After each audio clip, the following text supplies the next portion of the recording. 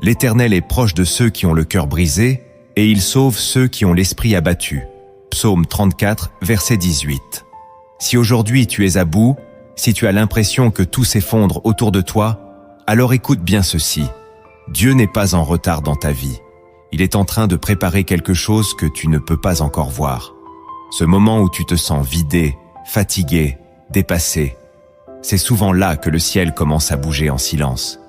Et si ce message te parle déjà, prends un instant pour liker cette vidéo, t'abonner à la chaîne et écrire en commentaire « Je crois que Dieu agit même quand je ne vois rien, parce que ce que tu déclares avec foi attire ce que Dieu est en train de préparer. » Reste jusqu'à la fin, car tu vas découvrir des clés spirituelles profondes et une prière qui peut transformer ta saison actuelle.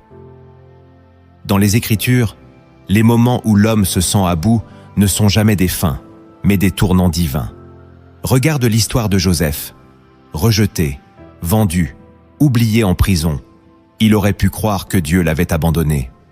Pourtant, c'est précisément dans cette obscurité que Dieu préparait son élévation, car il est écrit « Vous aviez médité de me faire du mal. Dieu l'a changé en bien. » Genèse 50, verset 20.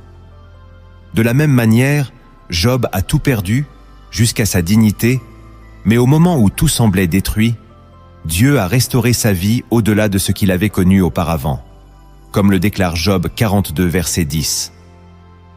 Même Jésus, dans le jardin de Gethsémanée, a connu l'angoisse extrême avant la manifestation de la gloire.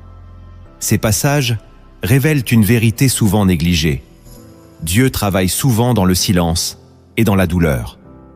Ce que tu interprètes comme une fin est parfois le début invisible d'un plan divin beaucoup plus grand. Il y a des moments où ton âme est épuisée, où tes forces t'abandonnent et où tu ne comprends plus ce que Dieu fait dans ta vie. Pourtant, c'est souvent dans ces instants que le ciel agit avec le plus de précision. Ce que tu appelles effondrement est parfois une préparation divine invisible. La première révélation divine que tu dois recevoir, c'est que ton épuisement n'est pas un signe d'abandon, mais un signal que Dieu t'amène à la fin de tes propres forces pour commencer son œuvre en toi.